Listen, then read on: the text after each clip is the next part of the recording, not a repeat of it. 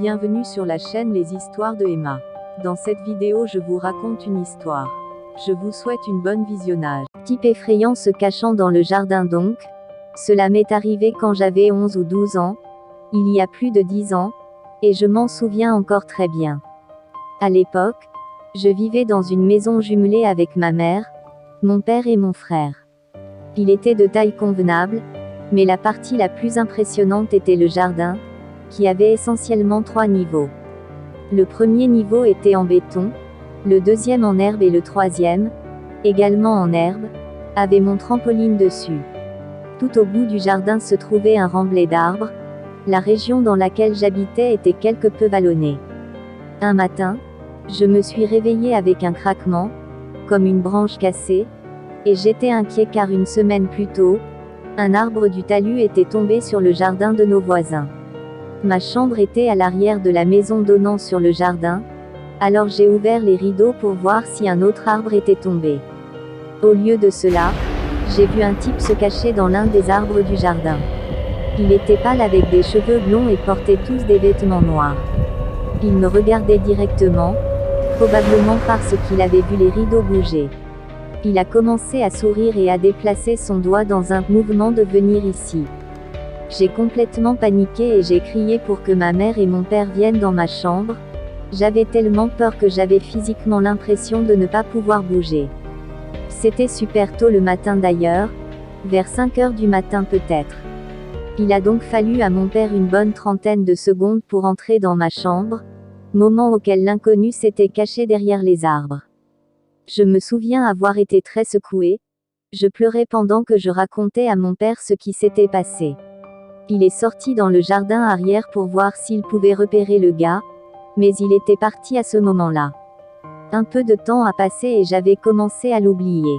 Puis environ 3 mois après, ma mère et moi regardions la télévision ensemble après avoir terminé l'école. La sonnette a sonné et ma mère est allée répondre à la porte. J'ai regardé par la fenêtre du salon où nous étions assis et j'ai vu une camionnette blanche garée à l'extérieur. C'était la même camionnette que mes oncles, alors je suis sortie du salon et dans le couloir pour lui dire bonjour. Quand je suis arrivée sur le porche où se tenait ma mère, j'ai réalisé que ce n'était pas mon oncle. C'était le même gars que j'avais vu dans le jardin quelques mois auparavant et ça m'a vraiment fait flipper. Il m'a remarqué alors que je marchais derrière ma mère et m'a adressé le même sourire narquois que lorsqu'il était dans le jardin. Je voulais dire quelque chose à ma mère mais je ne pouvais pas, je paniquais à l'intérieur. Quoi qu'il en soit, il a juste demandé à ma mère si elle voulait que des travaux soient effectués sur le lecteur. Elle a dit non, et il est parti, est remonté dans la camionnette et est parti. Il ne lui a pas donné de carte de visite ou quoi que ce soit. La camionnette n'avait aucune marque d'entreprise et il n'a frappé à aucune des portes des voisins. J'ai dit à ma mère que c'était le même gars dès qu'il est parti et elle aussi a commencé à se sentir mal à l'aise face à la situation.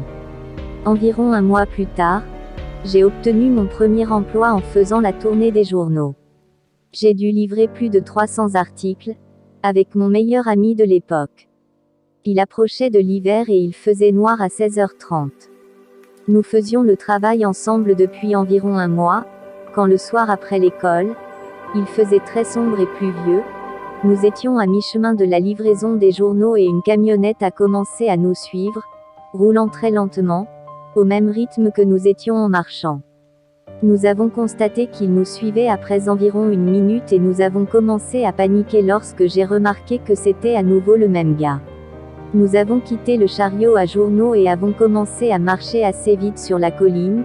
Nous étions à environ 10 minutes à pied de chez moi. J'ai appelé ma mère qui m'a fait rester en ligne pendant qu'elle quittait la maison pour nous rencontrer. Elle nous a dit d'aller au magasin du coin, à environ 1 minute de là. Quand nous sommes arrivés au magasin, la camionnette a filé très vite.